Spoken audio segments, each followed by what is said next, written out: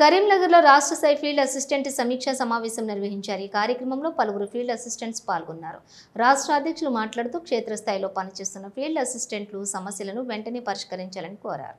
Field అసిస్టెంట్లకు ఉద్యోగ భద్రతతో పాటుగా వేతనాలు పెంచాలని డిమాండ్ చేశారు.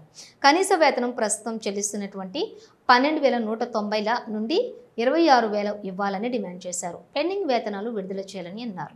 ఈ కార్యక్రమంలోని రాష్ట్ర వర్కింగ్ ప్రెసిడెంట్ బమ్మని లక్ష్మణ్, గడ్డం రమేష్, వేల్పుల మల్లన్న, హన్మండ్లు అంజన్న, పోచవాడం సురేష్, స్వర్ణలత, రాధ, వెంకటేష్, కొండన్న, తిరుపతి, వెంకటస్వామి పాల్గొన్నారు.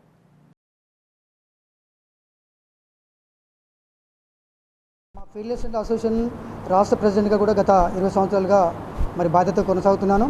ప్రస్తుతము ఈ పథకాన్ని అమలు చేయడం కొరకు గత 20 సంవత్సరాలుగా గ్రామ స్థాయిలో తెలంగాణలో దాదాపుగా 7,000 మంది ఫీల్డ్ అసిస్టెంట్ విధుల్లో కొనసాగుతున్నాం. కానీ ఈనాటికి కూడా మాకు ఉద్యోగ భద్రత లేదు. మాకు ఇస్తున్నటువంటి జీతాలు కూడా చాలా తక్కువ వేతనం తీసుకుంటూ ఈ జీతాలు కూడా 3 నెలలు, 4 నెలలు, 5 నెలల దాకా ప్రభుత్వం చెల్లించకుండా మాకు చాలా ఇబ్బందికరమైన పరిస్థితులు ఎదురవుతుంది. కనుక ప్రభుత్వాన్ని ఒకటే కోరుతున్నాం, 20 సంవత్సరాలుగా ఈ పథకాన్ని నమ్ముకొని పనిచేస్తున్నటువంటి మా ఫీల్డ్ అసిస్టెంట్ల జీవితాలు ఇవాళ మా కుటుంబాలతోటి ముడిపడి ఉన్నాయి. ఇవాళ మాకు ఇస్తున్నటువంటి జీతం కూడా కేవలం 12,000 రూపాయలతోటి మేము కుటుంబాన్ని ఎట్లా పోషించగలుగుతాం? మాకు ఎలాంటి ఉద్యోగ భద్రత లేదు.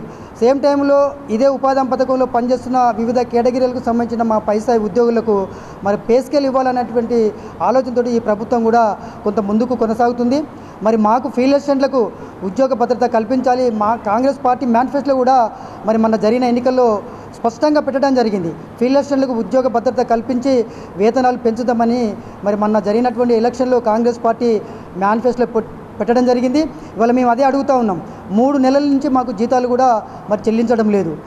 ఇప్పుడు మూలిగే నక్క మీద తాటికాయ పడ్డదన్నటువంటి చందం ప్రకారంగా ఇవాళ మా పరిస్థితులు ఆగమ్మ గోచరంగా ఉన్నాయి.